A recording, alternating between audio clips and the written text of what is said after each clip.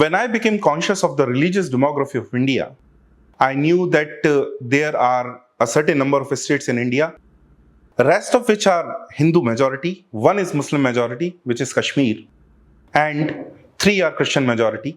One is Meghalaya, one is Mizoram, and the third one is Nagaland. But as we speak, and as I became more conscious of the politics of India, another state was and is being rapidly Christianized. And as we are speaking, it might have tipped over to become a Christian majority nation in Northeast.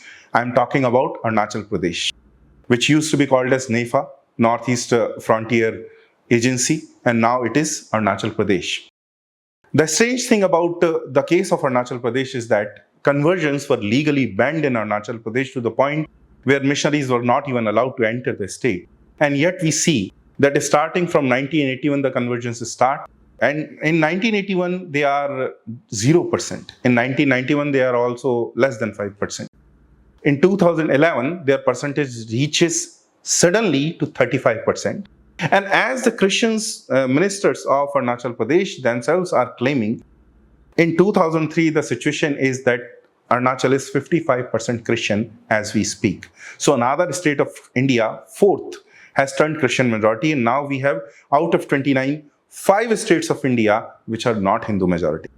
As we keep talking about how the religious demography of a state, of a country, of a civilization, and particularly its border, how it is completely dependent upon the religious arrangement, religious demography of borders. This is very critical. When we speak about Arunachal Pradesh and its history, how it was Christianized is a very interesting story. First of all, the Baptist Church of Nagaland was used as a battering ram to convert the different communities of Arunachal Pradesh. And even then, they were banned. It was not allowed for them to enter Arunachal Pradesh. So what the Christian missions did, that at all the border entry points of Arunachal Pradesh in Assam, they created churches, schools, and hospitals and invited Arunachali tribes there and converted them by inviting them outside Arunachal Pradesh. So this is how the conversion activity on Arunachali people were done by inviting Arunachali people out of Arunachal Pradesh, because they were not allowed to enter, the missionaries were not allowed to enter the state. This is the dangerous situation. This is the commitment of the Christian churches to take people and take conversions to a different level. It is only to our peril.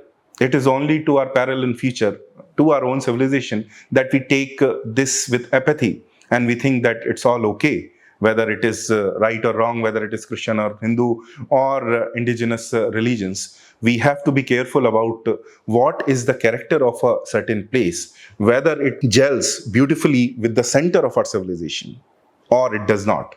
Because once it is a religious problem, it also becomes a territorial and civilizational problem. We know how the Southern Baptist Church of US is in direct contact with the Southern Baptist Churches of Nagaland and Mizoram. How they act as fifth column, and there is subversive activity against your own country, even the territorial idea of India, through these organizations. So we need to be extremely careful how this history is repeated inside India, how one after another state is being taken over. So this state of Arunachal Pradesh has to be tackled. There are some good tribes which are connected through Hindu itihasas, like Mahabharata and Ramayana. For example, the Missionary tribe considered themselves to be the Maika of Rukmini.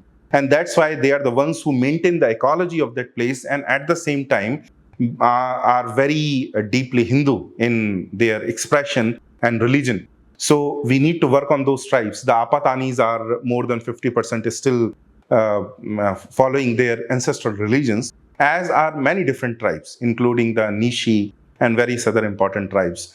We need to intervene, because if the religious character of a place changes, its civilizational and territorial character also changes. India's partition was done on religious lines.